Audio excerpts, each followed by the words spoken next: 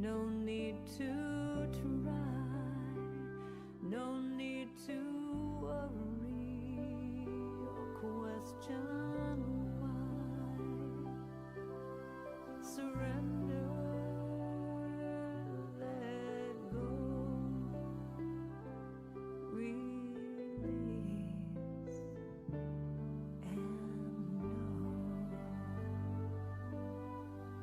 Breathe.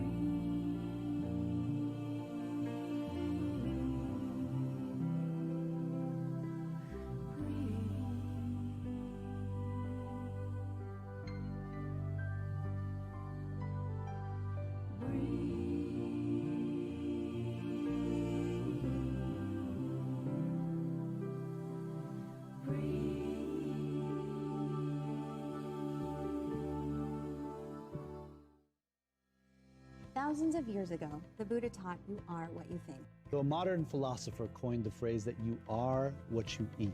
Today, like millions of my human sisters and brothers on planet Earth, I'm becoming mindful about what I eat, what I think. But lately, I've been thinking about this. I watch what I eat, but do I watch what I watch?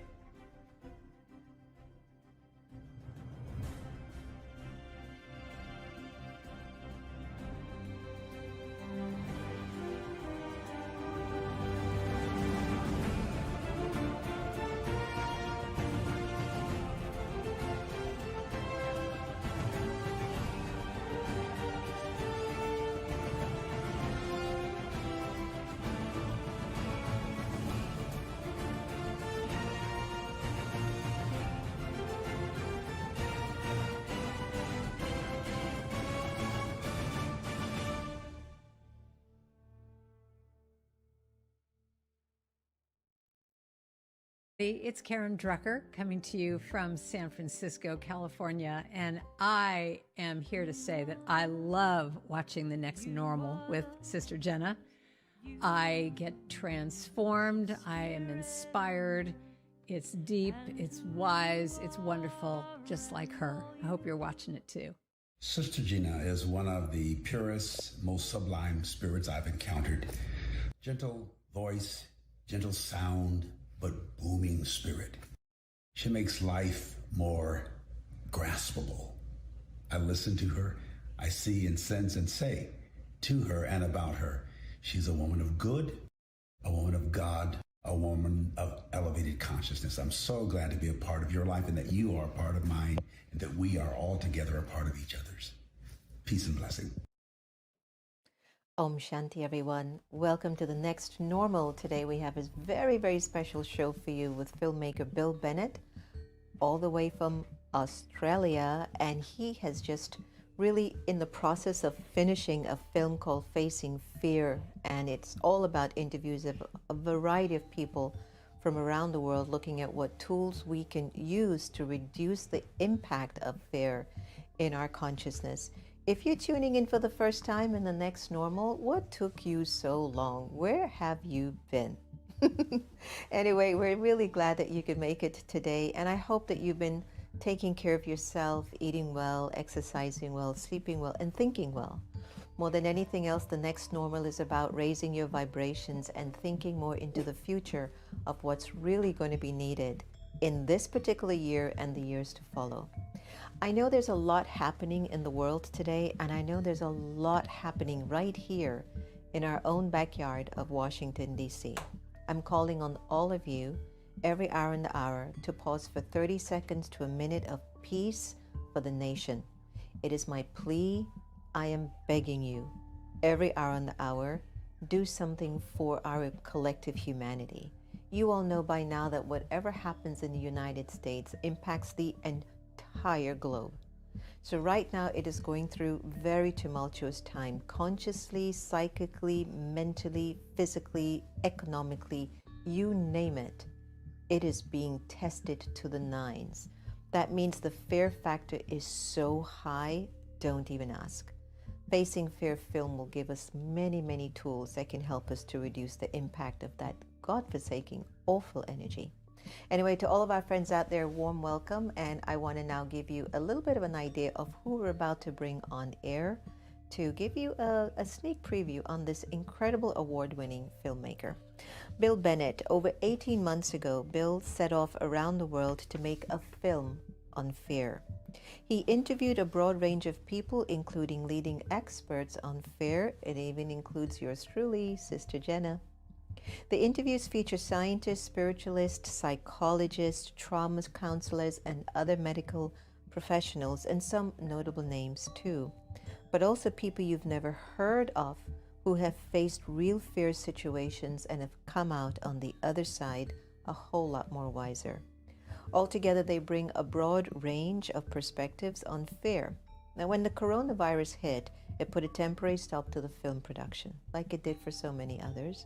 But yet fear was running rampant, and Bill realized that there was a desperate need for the kind of information he had gathered for an upcoming film. So it gives me great pleasure to welcome Bill Bennett to The Next Normal in collaboration with America Meditating Radio. Om Shanti, Bill, welcome. Glad that you could join us today. Wow, I'm so excited to have you here today.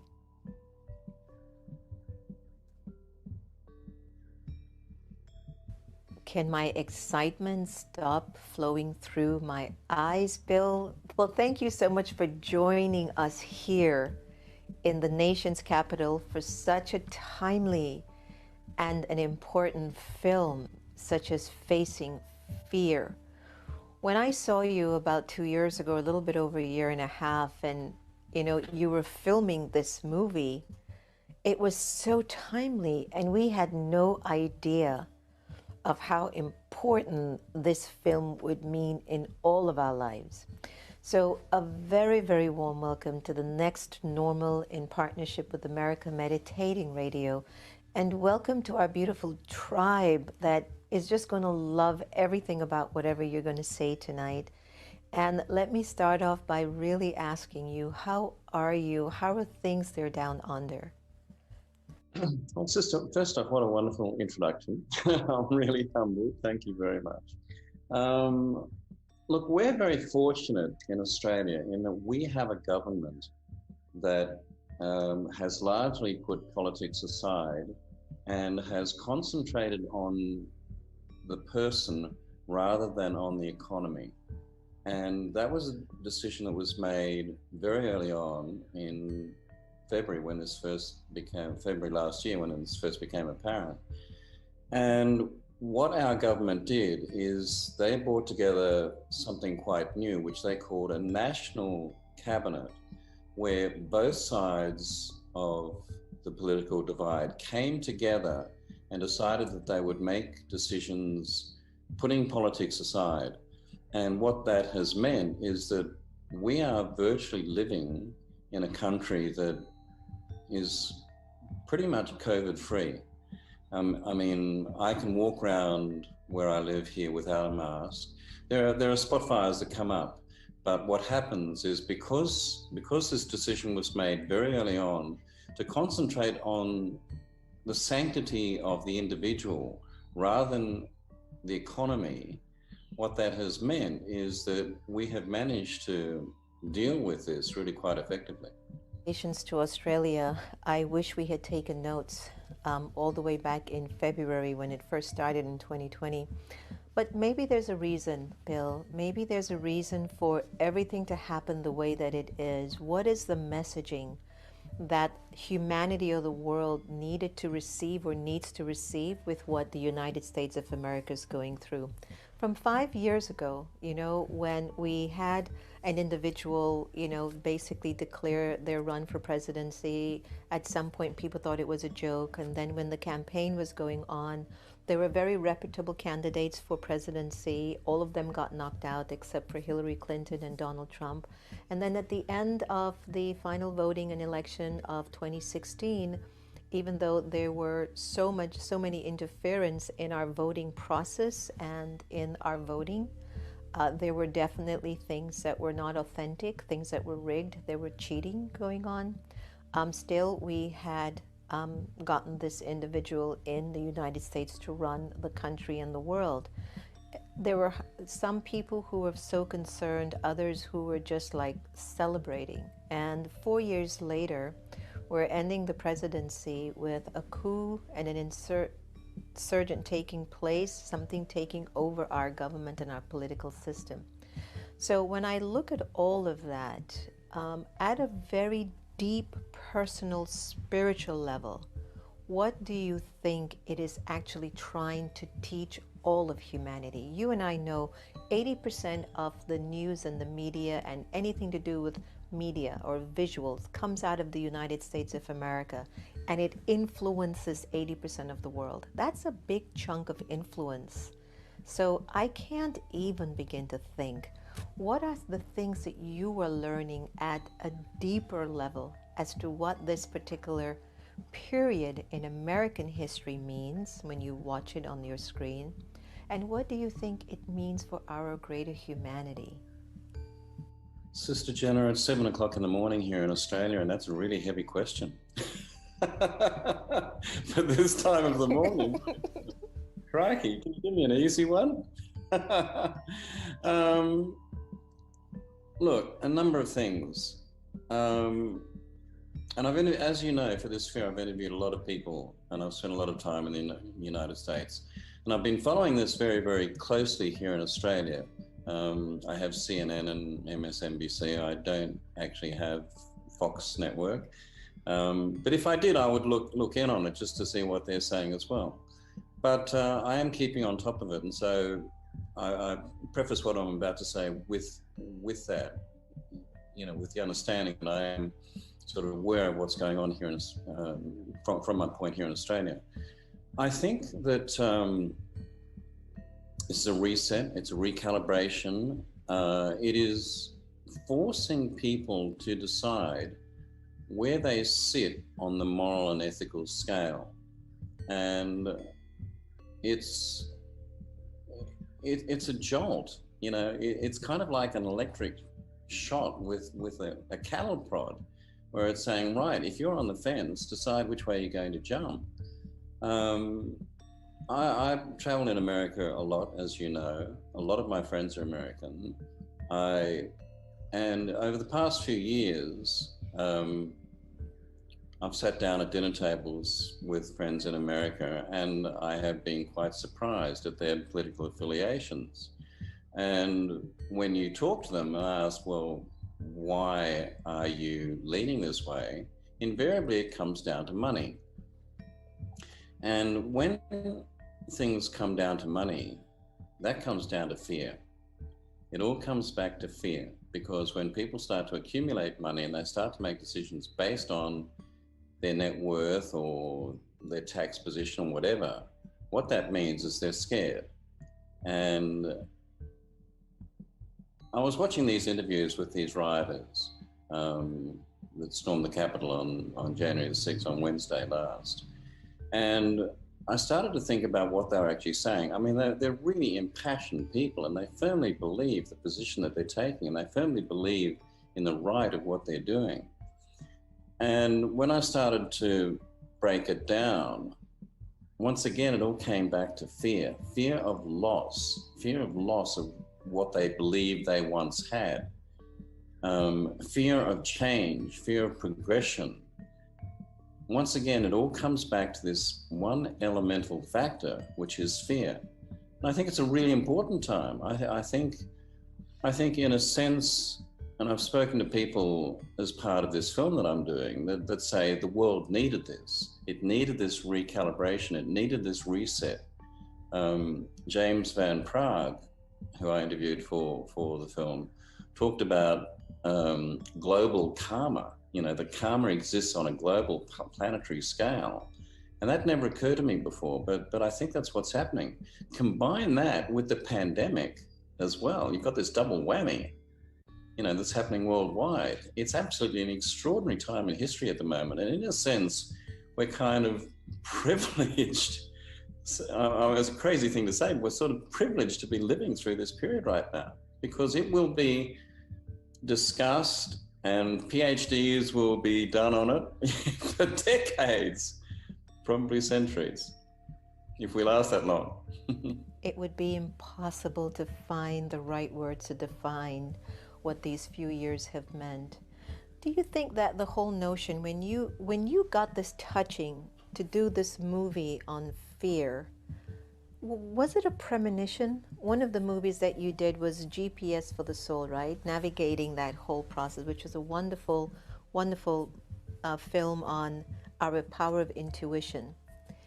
Did you get an intuition that we would be here, that there would be so much fear at a global level, that this movie was really the movie for the times, to give us tools to help us to transform the fear into love or into soul consciousness or spirituality, so we don't have to spend the rest of our life, in limited belief systems, in fear-mongering belief systems?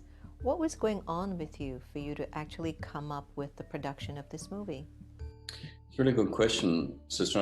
I'd love to say that I was prescient and that I had a sense of clairvoyance and that this was all destined to be, but in fact it wasn't that case at all. What happened was that as I was making the film on intuition, PGS, intuition is your personal guidance system, as I was making the film, I came to understand that the greatest obstacle to accessing your intuition is fear, or not only that, but you can access your intuition, but then fear steps in and prevents you from acting on it.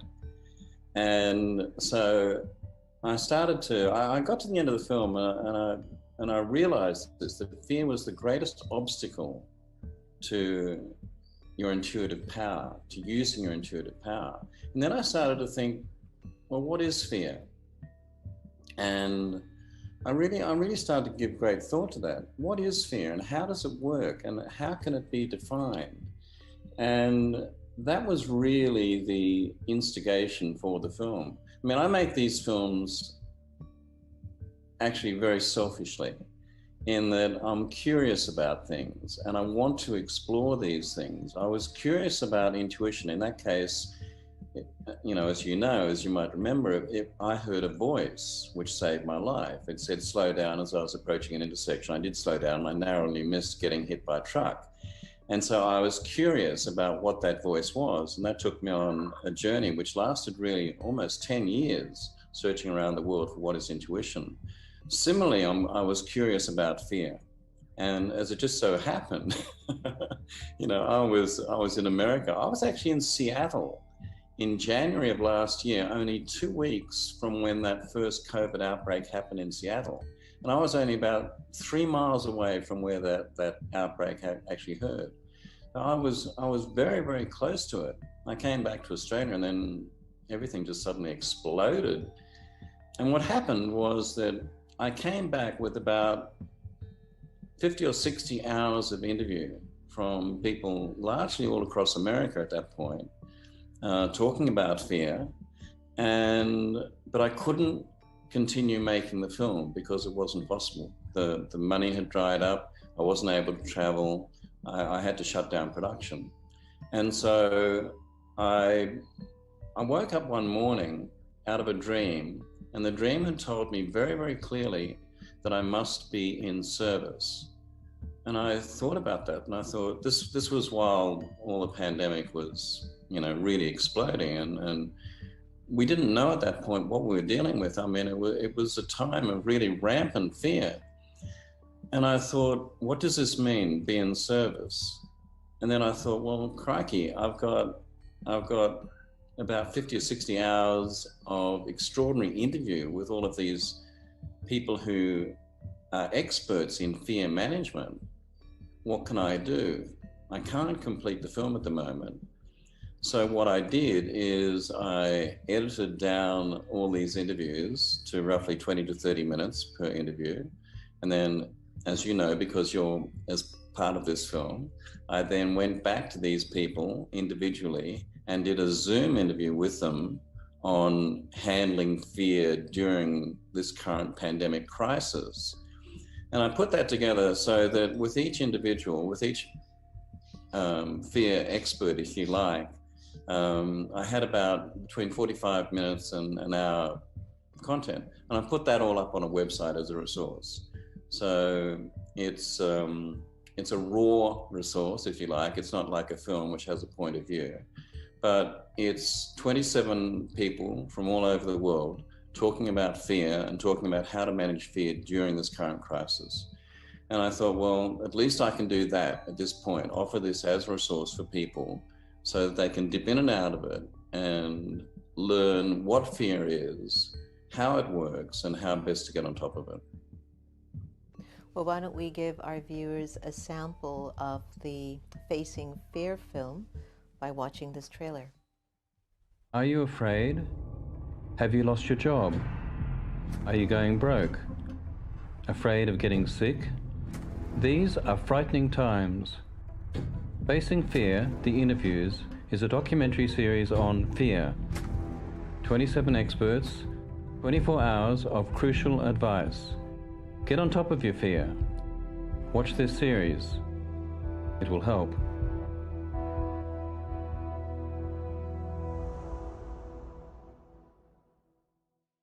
Wow, Bill, thank you so much. Did everybody enjoy seeing that trailer? It gives you an idea of what the film will be on, Facing Fears. So, Bill, when you look at the fact that fear has been around for thousands and thousands of years, are we getting better at finding methods to eradicate it, or do you think it has increased? It's increased, sister. I mean, it's a multi-headed beast which finds various ways to bite you on the bottom. It's, if I can say that in your presence, I hope you don't mind. So has it increased because the souls have become more attached to the materialism of life, or has it increased just because it is supposed to? Sometimes, like in a film, that this is going to happen because it's pre-recorded. I mean, is it because we're getting so attached to our possessions why that fear is increasing? What are your thoughts? Well, look, before this interview, I went back and I had a look at the interview you originally did when we filmed at your place in Virginia. And that was about 12 months ago now. Or a little bit before, I think. And I got your words. Fear is the ultimate illusion. That's what you said in the interview.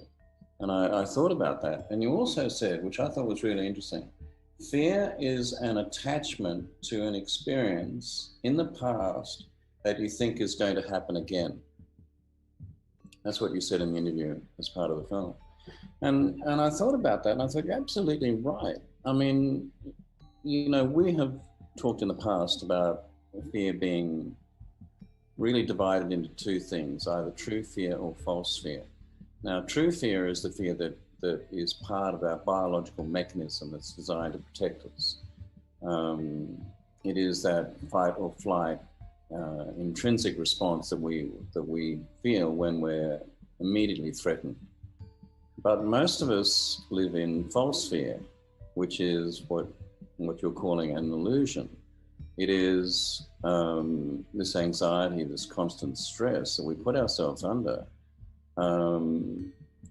which our body wasn't designed to deal with. And that's why we're getting so sick. That's why people are coming down with so much illness, because our body wasn't meant to handle continual reaction to fear, which is expressed through stress, anxiety, insomnia, all of these various things.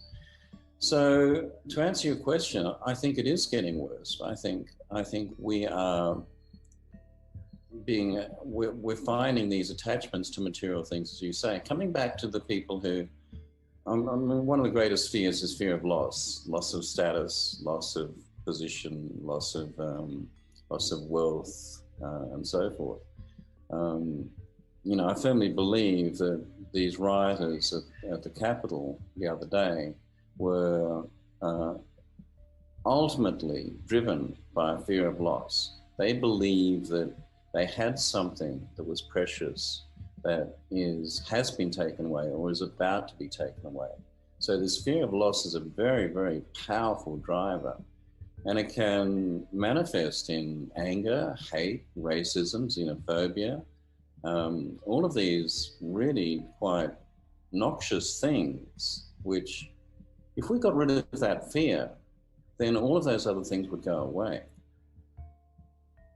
And I mean, in a sense, that's what I'm trying to do with this film. I'm trying to, you know, as you say, fear doesn't exist in the light. What I'm trying to do, in a small way, is to say, right, let's have a look at this. Let's shine the light on this. Let's see what fear is. And then ask yourself, do you need this fear? Because if you really, really break it down, in the end, you don't need that fear. You can let go of it. And if you let go of it, then the anger will drop away. The anxiety will drop away. The stress will drop away. I mean, look, I wake up at night and I have all these crazy fears. And there's one thing which I go through this process. It's a twofold process. The first process is this. I ask myself, what is the worst that can happen, Bill? So I look at that fear and I go, Bill, what is the worst that can happen? And when I trace it all the way back to the very, very worst thing that can happen, and I look at that barefaced, absolutely unflinchingly, I look at that and I go, all right, if that's the worst that can happen, I can handle that. That's not so bad.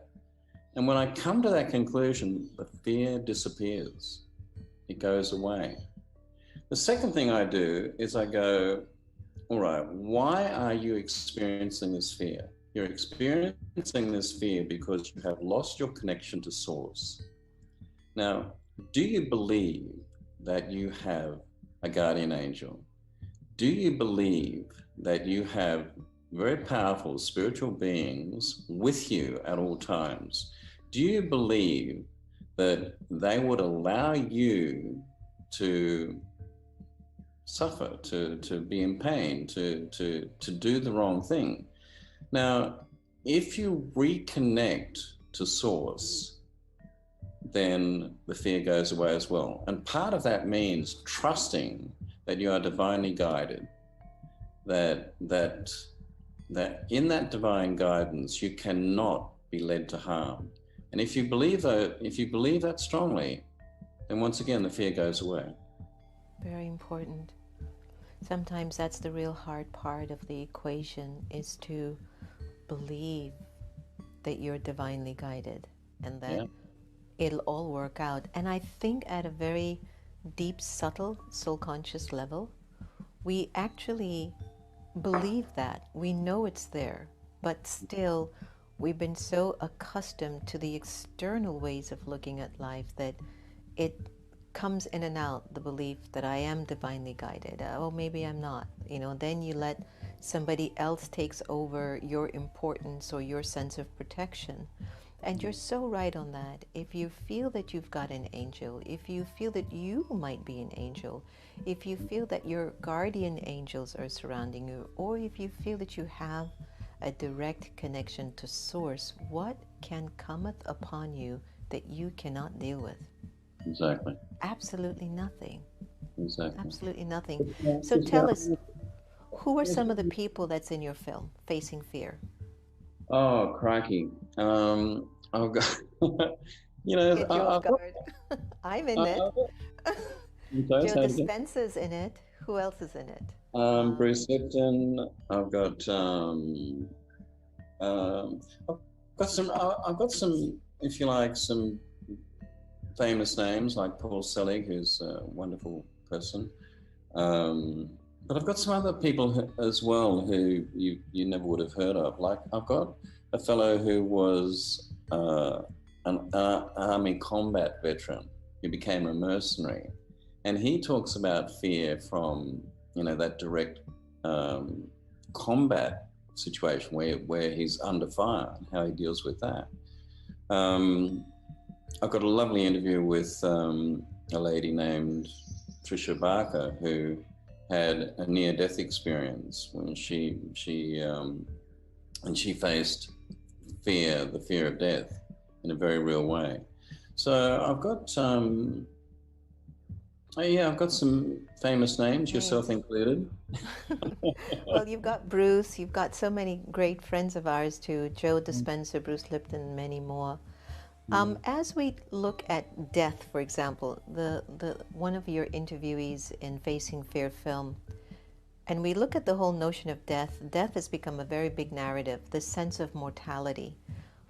America is number 1 in COVID deaths, India is number 2, Brazil was number 3, and there has always been this consistent theme of the fear of dying. Here we are so many thousands of years later, and we have heard about death for so long. Is there such a thing as death, or is it that death is actually a letting go? It's a letting go of the attachment to your stories. And here's the point that I'm making. I could actually be like, I could die alive, which means I'm living, but I'm dead to the negative vibrations in me. I'm dead to anger, lust, greed, attachment, and ego, all that algae thinking. You know, that acronym I use all the time, algae. So let's say that the practice of spiritual enlightenment or evolving is to reduce or to get rid of the idea, the thinking, that I have to be attached to this body, that I have to be attached to the part that I'm playing through this body. And what death actually is, it's forcibly telling you to let go of your attachment to the body. Now, in my culture, we believe in rebirth. If you haven't completed your story here, and you haven't become an embodiment of love in which God's love is flowing through you, pretty much a strong chance you're going to come back to try to give it another chance to actually experience what pure spiritual love feels like. So, when we look at the whole notion of death, from your point of view and from some of the interviews, or maybe this particular person that was in Facing Fear film, why is death still something we're so afraid of?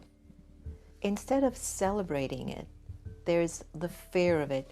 Daddy Janki, who is our spiritual mentor, passed away on March 27th of 2020. She was like, you know what? I don't think I can move this body anymore. And she just turns and she says, I'm gone. Poop, and she leaves. Within 8 hours, her body's cremated. Why is it that some of us still have this fear of dying when it has been a natural process of the evolution of life, perhaps? What are your thoughts? Well, I think it comes down to something very, very simple, and that is that a lot of us don't acknowledge that we are spiritual beings in human form. We only believe in the human form. And the reason that we are fearful of dying is because we don't understand what death is. And so we're scared of the unknown. We're scared of what happens once the veil.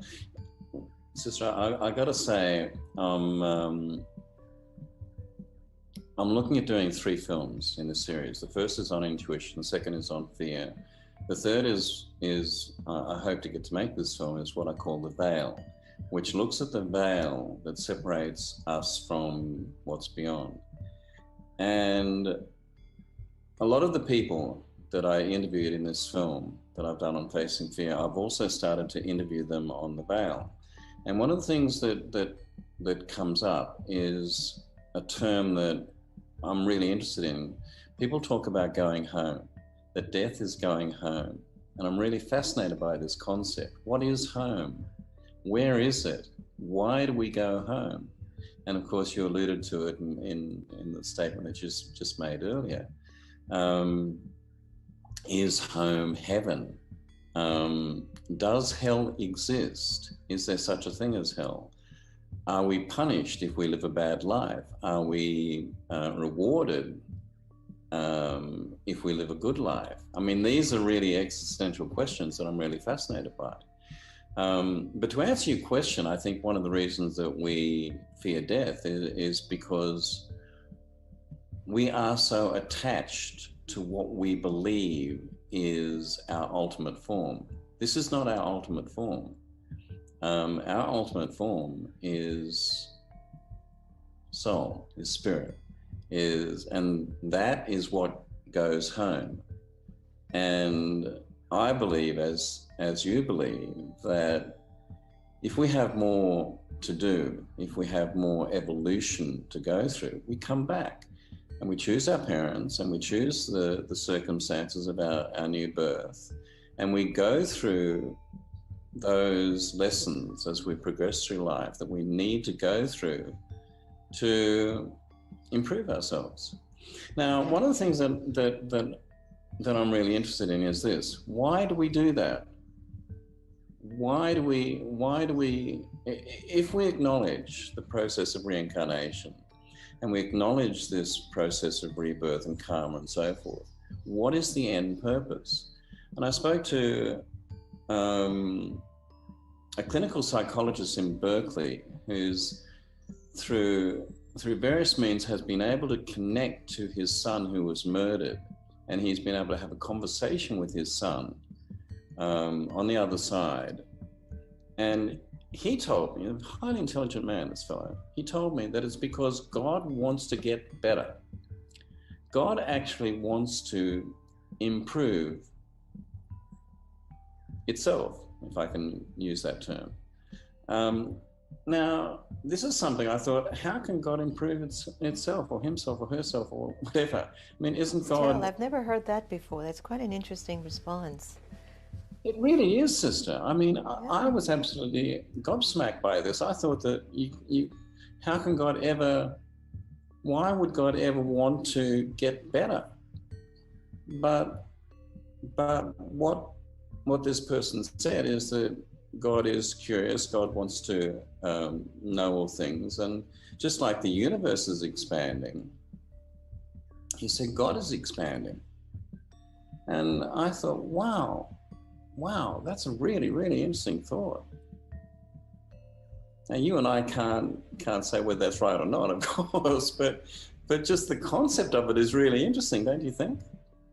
And even as I heard it, I was thinking that maybe in the way that I would articulate what he's trying to say is that there is the potential of the personality of God in every one of us. So when we endure certain tragedies or situations, it's giving us a chance to be a better version of God, a better version of the representation. So I could feel that. So with all the interviews that you've done, was there a common theme that you took away from all the interviewees? I think there was, sister. And that is that we don't need to fear fear. I mean, there's this term, the only thing you need to fear is fear itself.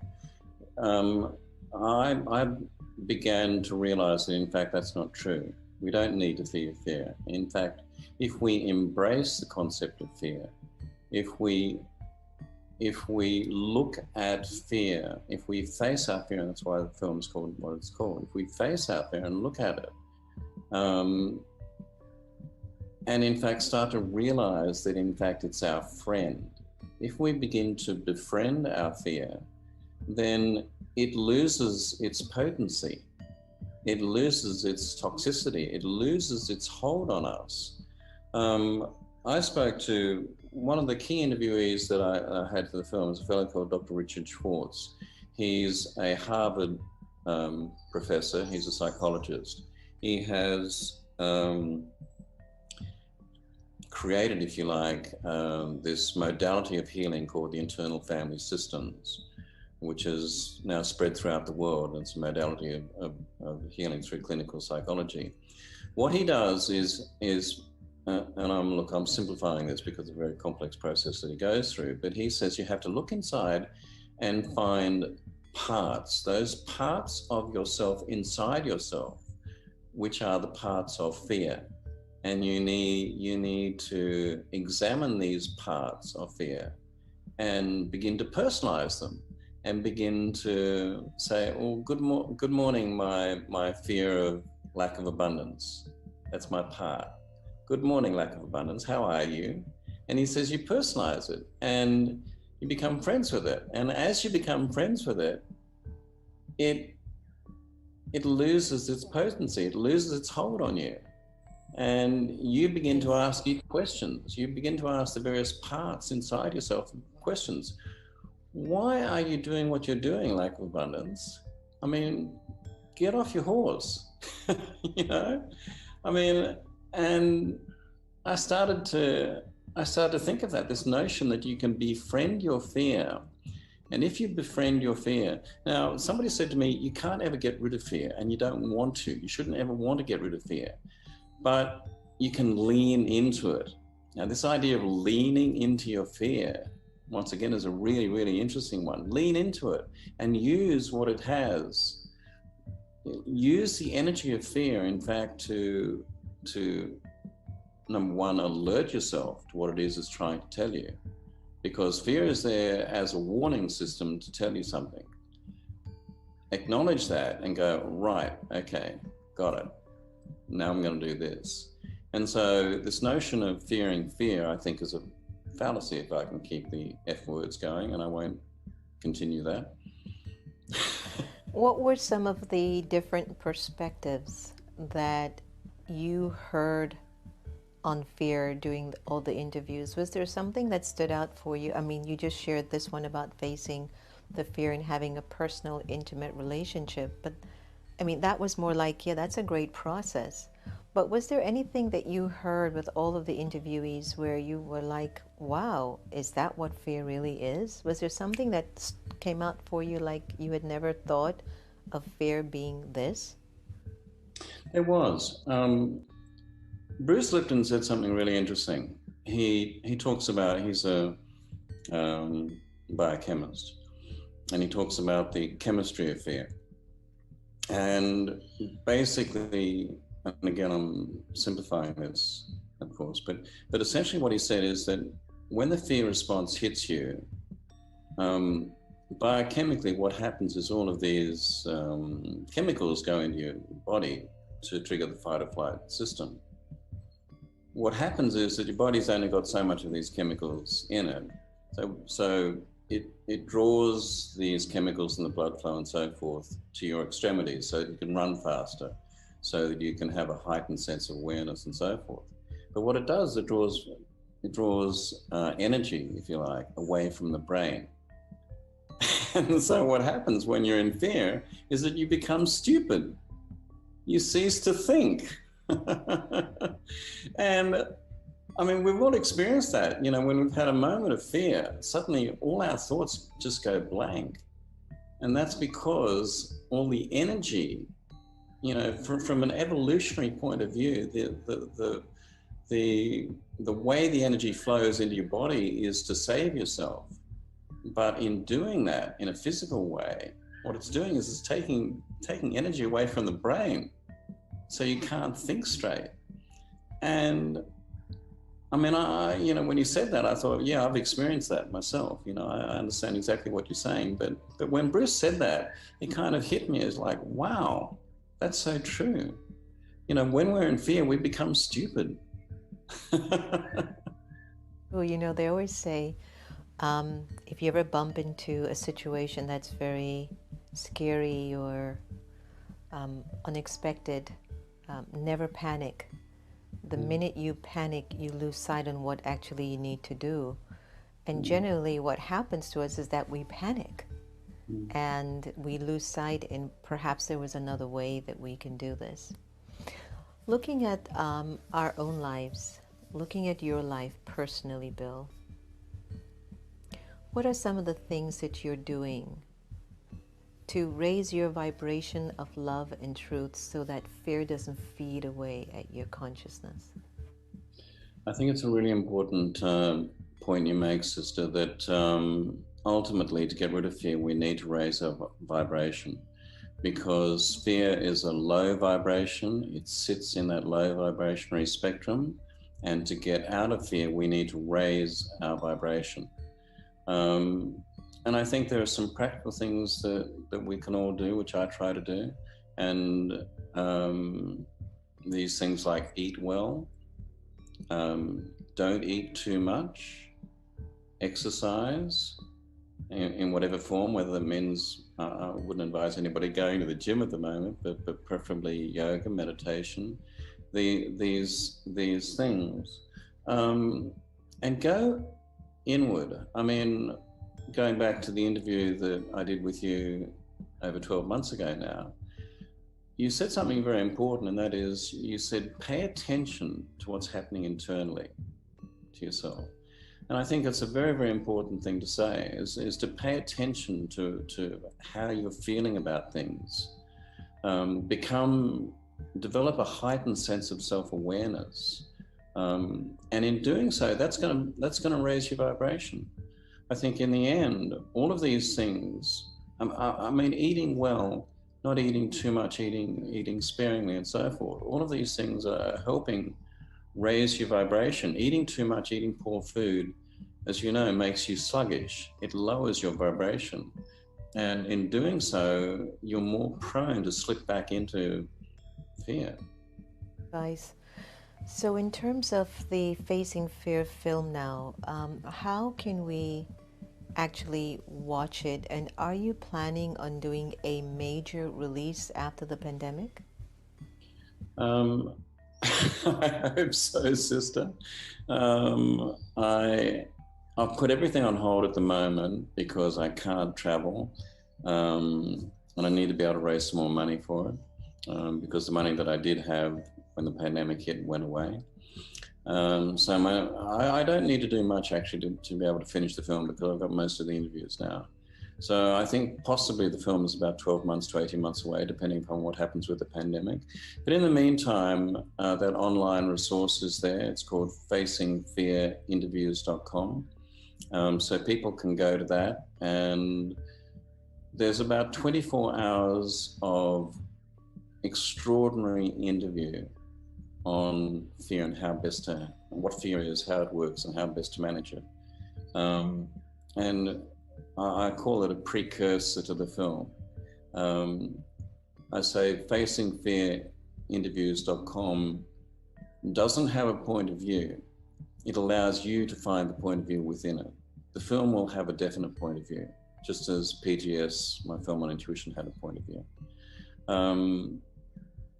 Yeah, so it's, I mean, it's been an interesting process, and in a sense, it's forced me to stop and get to know fear more in this process. So by the time I do come to make the film, I will be better informed.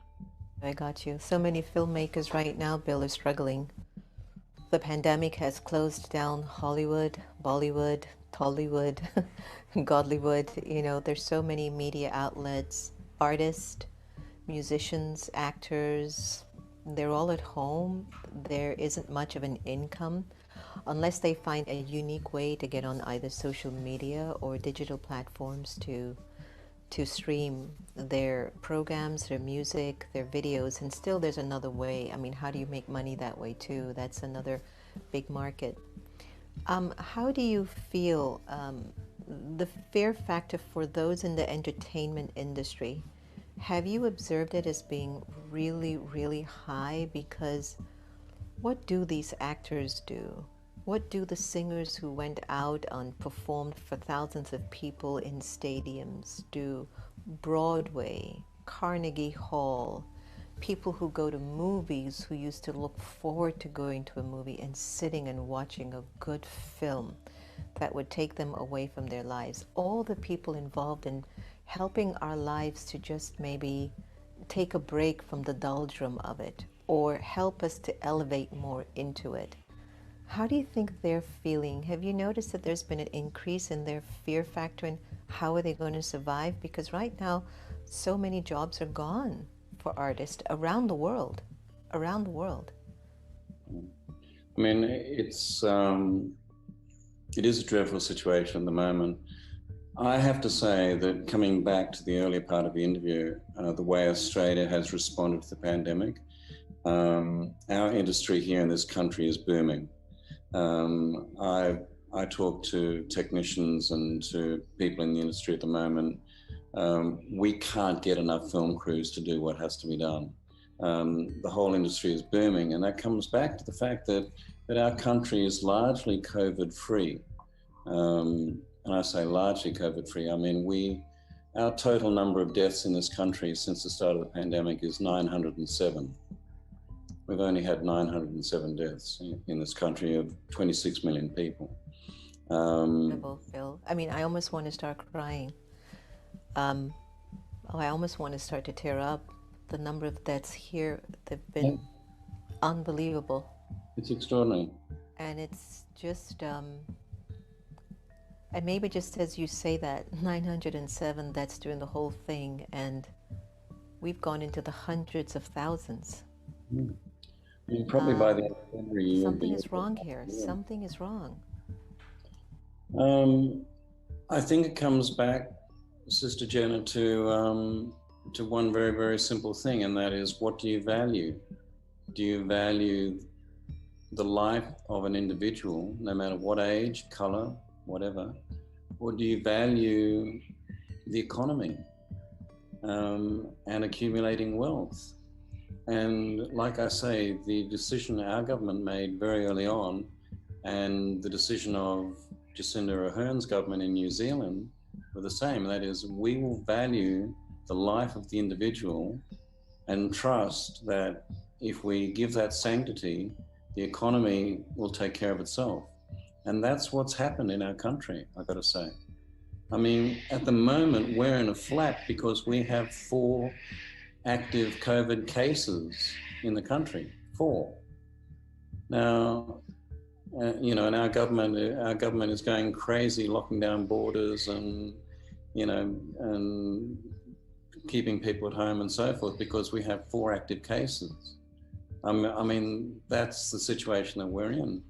But the reverse is that I talk to my people in the film industry, and they are so busy, they have work booked up till November and December of this year. You know, so and that comes down once again to the value of the human life. You know, if you put the value of the human life ahead of anything else, then all the other things will follow. And I noticed that in a lot of countries, I'm not pointing fingers here, but in a lot of countries, the decision was made early on to put the economy first.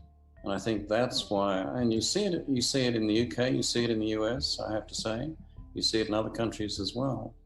And the toll of that has been huge. And it's really hard now to step back from that. And that. So in terms of as we're getting closer to the closing of our wonderful chit-chat time together, what are some thoughts that you are percolating for 2021? What does 2021 look like to you, and any tips that you'd like to leave with us in terms of suggestions that would make 2021 more forward-moving? Oh, crikey. That's another big question, sister. Look, for me, whilst I can't proceed with these films at the moment, what I'm doing is I'm concentrating on story, and this is just from a personal point of view, and how I can use story in a positive way to contribute something to the world, if you like. I mean, first and foremost, I'm a writer, so I can stay in a room, be safe, and I can write. And in writing, there is an extraordinary energy, and I can do good things through my writing. So that's just from a personal point of view. But on a more global, universal scale, if you like, I think one of the really most important things is to say, all right, well, this is forcing me to stop and look at myself and look at what's important. I think that's one of the really crucial things that should come from this. You know, we've never had a time in our history probably, in modern history, where the whole world has had to stop and reassess what is important. And when it comes down to it, I think a lot of people would say, well, what's important is family. What's important is love. What's important aren't, my buying a holiday home or having a vacation in Spain or something like that. It's making sure that my grandmother is safe and alive. Making contact with people that I have left fall away, making sure that they're okay. I mean, these are the really important things. We talked before about, all the performers and actors and so forth on Broadway and cinema and so forth that are out of a job at the moment. But a good many of them are going to be forced to go, all right, well, look, I've got these other skills. Maybe I can put energy into these other skills. And suddenly they find themselves in a new career or contributing in some very positive way to the betterment of the world, which wouldn't have happened had they been forced into this situation of unemployment. So we can look at it as being a time of gloom and doom, but we can also look at it as a time of, if I can use this word, pivoting, pivoting to something greater, pivoting to something that we didn't know we had within us. And I think we can only really look at this in a good way as being an opportunity to change for the better. So I'm going to put you in a spiritual rapid fire mode. Ready? I'm going to mention one particular word, and I want you to just tell me what's the first thing that comes to mind. I don't want you to think about it. I want you to just let it out. Are you ready? This is dangerous. This is very dangerous. All right, let's go. Let's go for it. God. All being. Fear. Unnecessary. Love. All encompassing. Pandemic. Change. Karma. The thing that rules us all. Peace. Ideal. Soul. Everything that is. Soul is soul is it.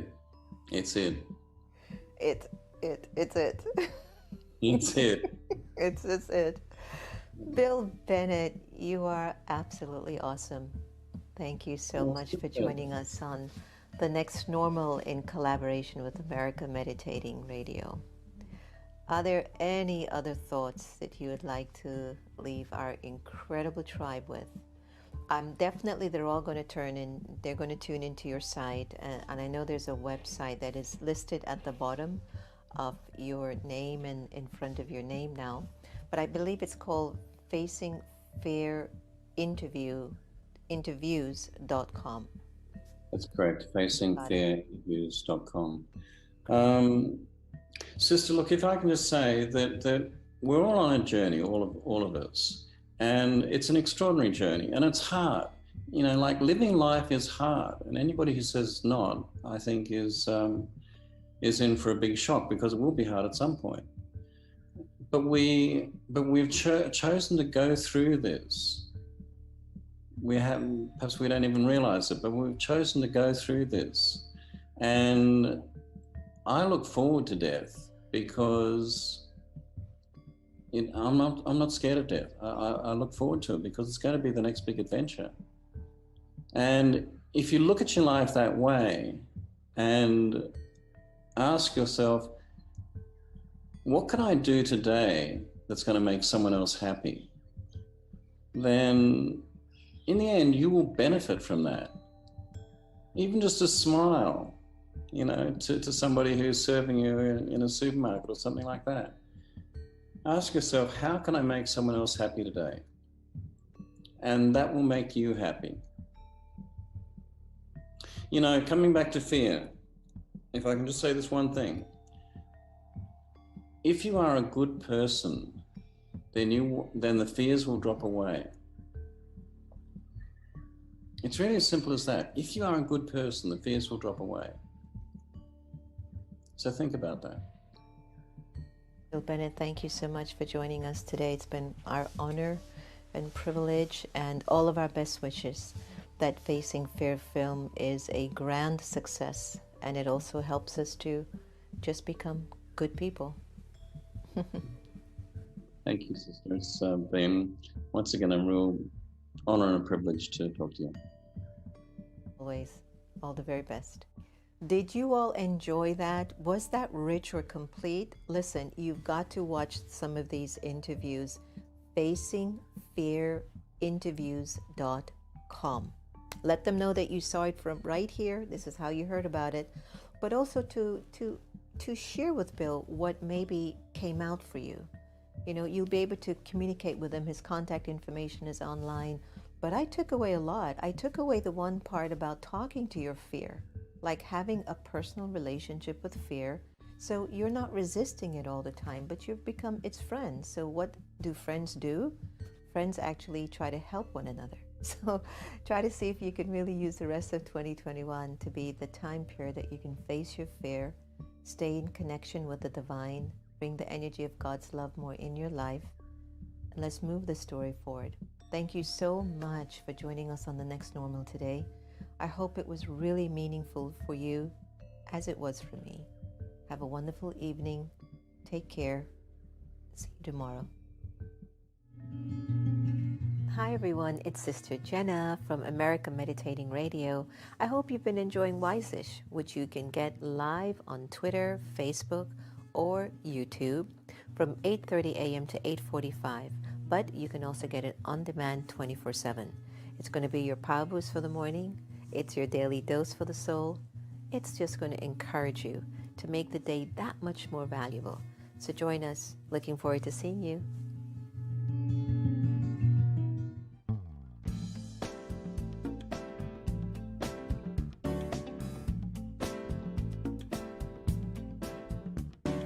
Thank you for this day, Spirit. Thank you for this day.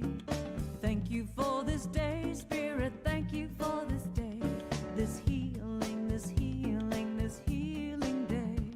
This healing, this healing, this healing day. Thank you for this day, Spirit. Thank you for this day. Thank you for this day, Spirit. Thank you for this day. This healing, this healing, this healing day. This healing, this healing, this healing day. Thank you for this day, Spirit. Thank you for this day. Thank you for this day, Spirit. Thank you for this day. This healing, this healing, this healing day. This healing, this healing, this healing day. Thank you for my friends, Spirit. Thank you for my friends. Thank you for my friends, Spirit. Thank you for my friends. My wonderful, my wonderful, my wonderful friends. My wonderful, my wonderful, my wonderful friends. Thank you for my friends, Spirit. Thank you for my friends. Thank you for my friends, Spirit. Thank you for my friends. My wonderful, my wonderful, my wonderful friends. My wonderful, my wonderful, my wonderful friends. Thank you for my health, Spirit. Thank you for my health. Thank you for my health, Spirit. Thank you for my health. My radiant, my radiant, my radiant health. My radiant, my radiant, my radiant health. Thank you for my life, Spirit. Thank you for my life.